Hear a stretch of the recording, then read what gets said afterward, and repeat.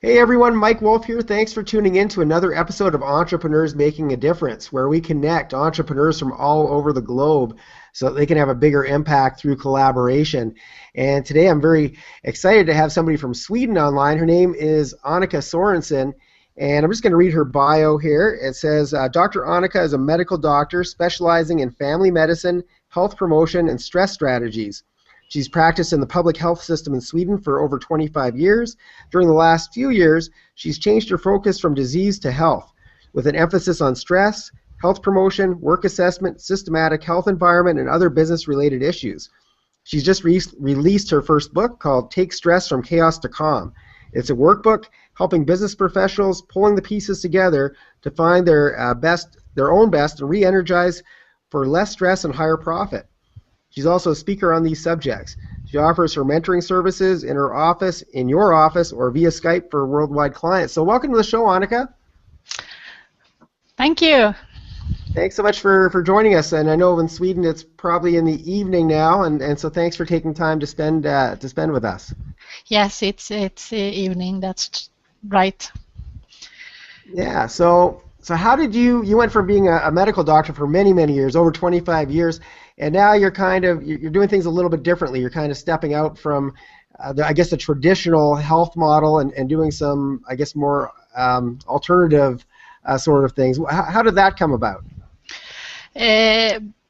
Well, I'm not doing a really alternative medicine. I'm doing basic things for how we are supposed to live more. So it's not really alternative, but it's very different from being a doctor.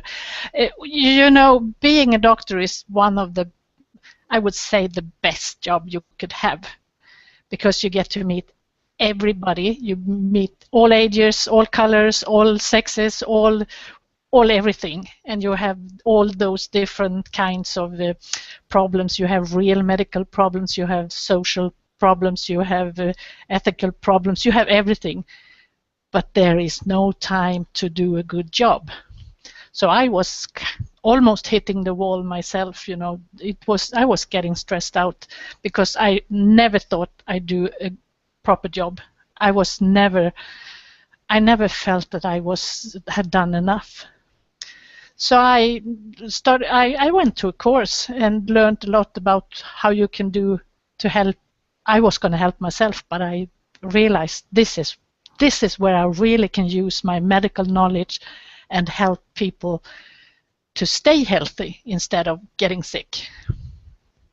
Right. I think that's very important. Yeah, it's important to do maintenance and take care of things instead of trying to deal with fixing a problem once it's gone too far. Yes, like we all take care of our cars in a very good way, but we don't take care of our bodies or our minds. And I would say that 75% of what I meet in a healthcare center is something that could have been avoided. So that's my mission, is to make people not become patients, kind of. Yeah, absolutely. Well, I mean that's very unfortunate too, because I mean we can fix cars and we can replace cars, but we only get one chance at having our bodies and our minds, and so it's so important to take care of it before things get out of control. Absolutely, and if you don't have your health, then you really have nothing. Then you only have one wish, and that's to get healthy again. And if you stay healthy, you can do so much. And stress is the kind of problem. I mean, stress is a physiological process in our bodies, and I find that's one of the big, what you would say, killers, or the one that really makes us ill today. So true, and so I noticed that you're mostly focusing your new business model is mostly aimed towards executives and leaders and business people. What made you decide to go after that demographic? It was when I was going out of this kind of job, I thought, what kind of patients have I had that I could really do a big difference for? And I realized that the executives and they are very lonely and they have nobody to talk to, and if they have health issues, they are not supposed to tell. So they are scared and they are at risk. So, and when they came to me, I was kind of a person. I'm not dangerous for them. They can talk to me without, they don't have to feel embarrassed or anything. So I realized that that's one kind of person that I really helped a lot.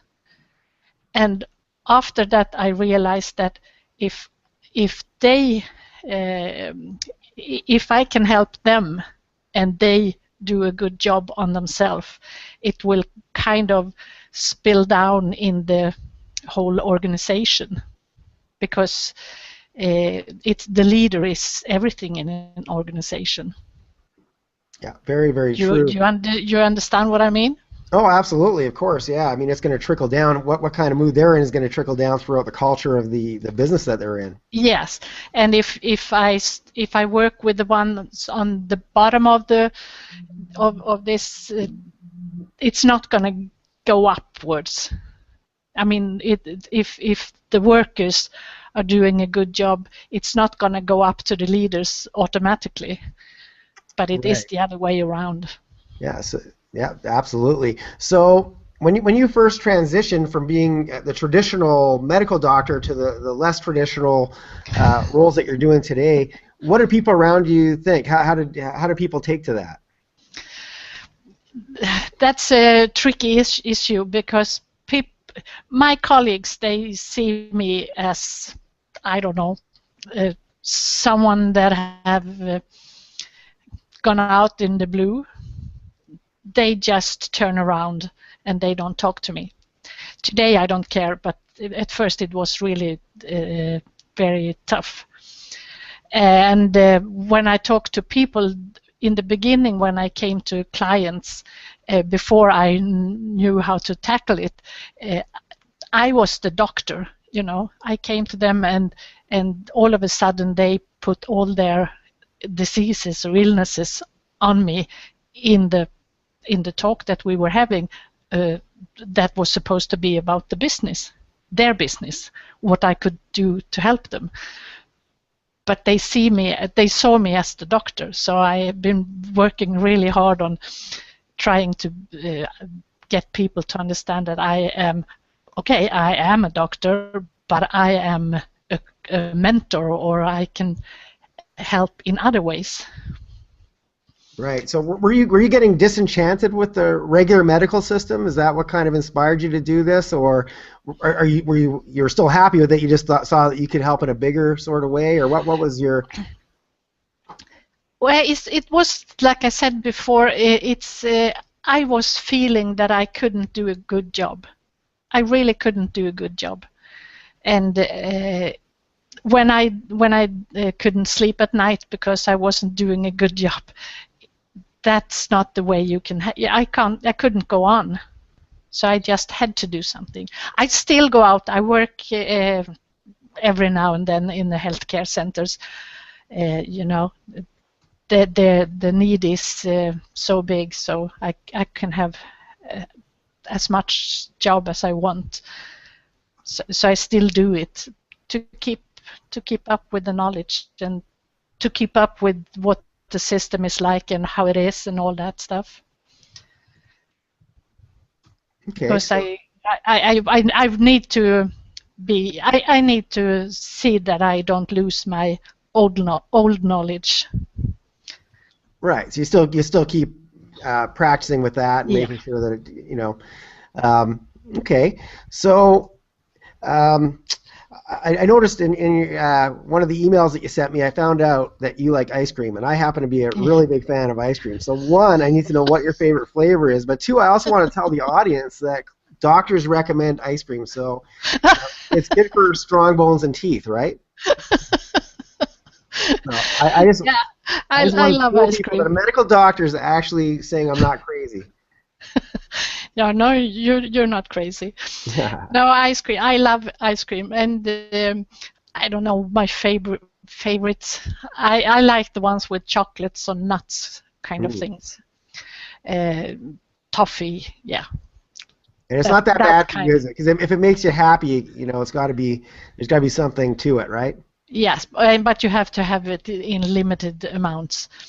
And you know where I got to learn how to love ice cream, or you see, I when in the 70s I was staying for a while in the States, and you had Baskin Robbins, and Mm. we did not have Baskin Robbins. We had nothing like that. And the 31 flavors, I tasted them all. Yeah, no, they do have really good ice cream, and so yeah, when I heard that you liked ice cream, I thought I've got to get a medical doctor to endorse this for me so that people will stop bugging me because they're trying to tell me that it's not that healthy, and I don't believe them.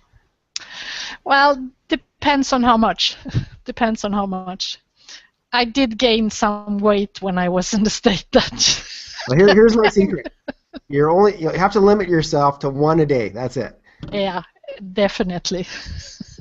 Definitely. Yeah, well, that was interesting. Like I said, I was glad to read that because I've been telling people for years how the benefits. Yeah. Well, you have to do nice things too. So anyway, That's how it I is. sort of got off topic here, so I apologize. But No problem. so at one point, were you like just considering maybe you'll just retire and just take a break? And what made you? I mean, you went on to do some entrepreneurial things, and being a medical doctor, obviously, that's very, very specialized, and there's a lot of education involved in getting that knowledge. But I find most doctors and lawyers, and they don't necessarily transition that well into the entrepreneurial world because it's a whole different mindset. How was that for you, and how explain that? Yeah, it's you see, I'm 60 plus, so uh, all the people in my around me, they talk about retirement, and I just found these last few years so exciting when I started my business. And I'm just talking about expanding, and people just look at me and say, there must be something wrong with her." Because you can't be my age. At my age, you're supposed to settle down, do it slower. Yes, do some golf, and yeah. I congratulate you because I'm the same way. I don't think I could ever. I don't think I'll ever be able to retire. I'll probably work till the day I die. I'm pretty sure. And I think it's important. I think it keeps you younger, keeps your mind sharper. It gives you fulfillment. I can't. I don't know about you, but I can't just sit around doing nothing all day, or even I couldn't play golf all day every day. That's just not fulfilling. No, absolutely. And I've just found this is life. This is so much more fun, and getting to know people from all over the world. I mean, it's just fantastic. So I'm going to keep on until I die, just like you said. But maybe in some years I will do not every day, but most days, and then you can do it less and less. Yeah, no, I think that's great, and I once again, I know I get the same thing. A lot of people think I'm crazy too because I actually enjoy my work. I don't really distinguish between what time is work time and what time is play time. It's all I just live my life every day, and wherever like I said, there's no real big distinction in what I'm Yeah, doing when you e- love what you do, and it sounds like you're very passionate about what you do as well. exactly, and that's why when I do work today, when I go to the healthcare center, everybody's talking about, oh, it's soon 5 o'clock, now I can go home, and oh, today is Friday, finally Friday. And I kind of feel life can't be about longing for what's coming next. It's here and now.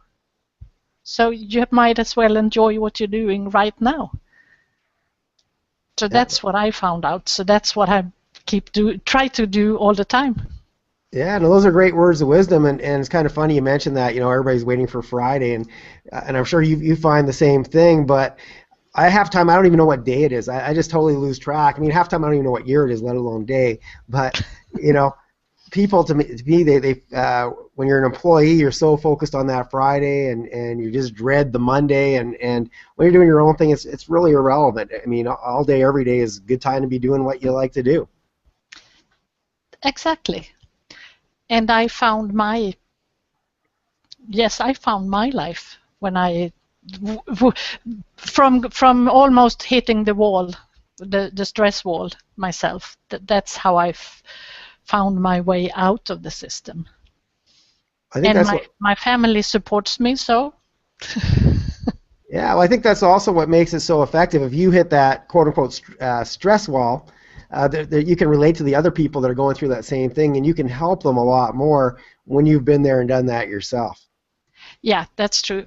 That's true. Yeah, I would say I have the knowledge from two sides, both from being there and from all the patients. I mean, I've met thousands of patients with stress or stress-related disease or issues or whatever. And I work a lot with the people that are on long sick leave, and those are usually very traumatized people. So I've seen most things, and Yeah. that's good when I meet people.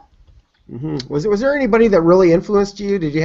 Was there a certain book that you read or a certain person that you met that really inspired you and uh, kind of changed things for you and put you on a different path? I'm not sure. No, there's not one particular thing like that. But I would say that my parents they are dead now, but they have always supported me, and I find that I think that is one part of how I can be like this now, because uh, I'm born in the 50s, and girls born in the 50s, they did not get that many chances. But my parents always said, you can do whatever you want, you can do what you want, and we will support you. And they have always done that. And I think that is somewhere in my backbones, uh, given me strength Well, to do. it's good to have that kind of support because a lot of times I don't know about your parents, but if you're born to parents that aren't entrepreneurial, they sometimes want you to do that 9 to 5 thing, and they don't encourage you to go and try to change the world for the better, which is that's what all entrepreneurs want to do is we really want to make the world a better place.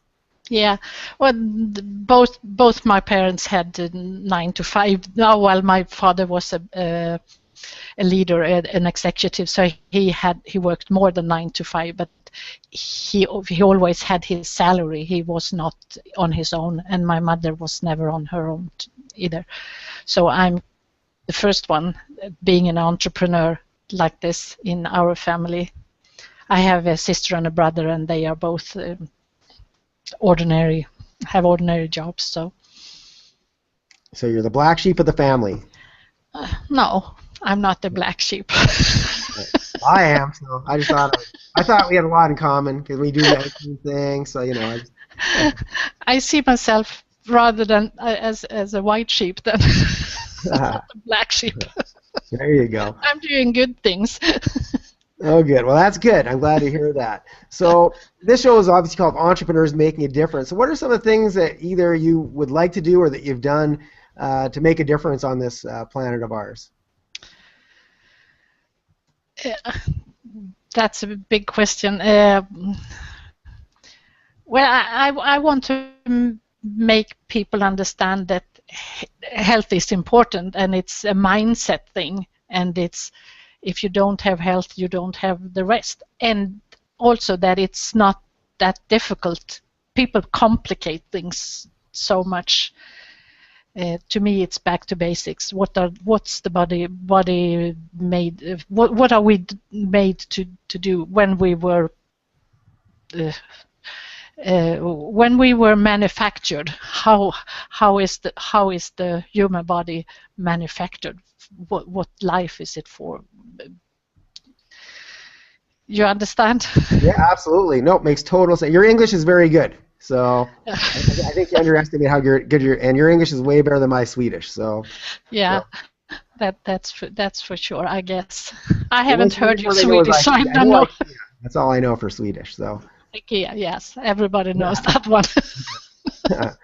so do you deal with clients just locally in Sweden, or do you deal with clients all over the world? I do clients all over the world because Skype is a very good tool. Yeah, you gotta love technology.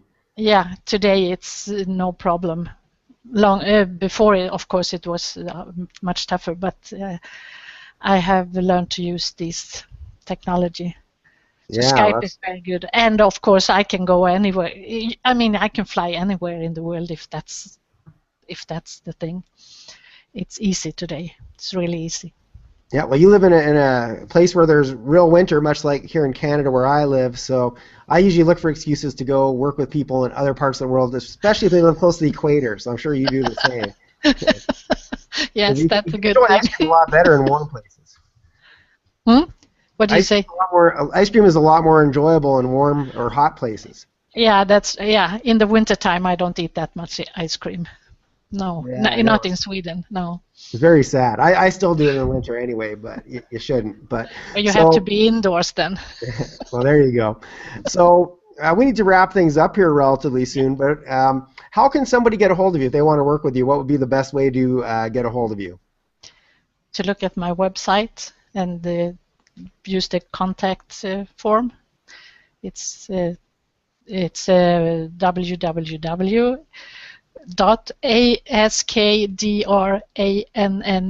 www.askdrannika.com.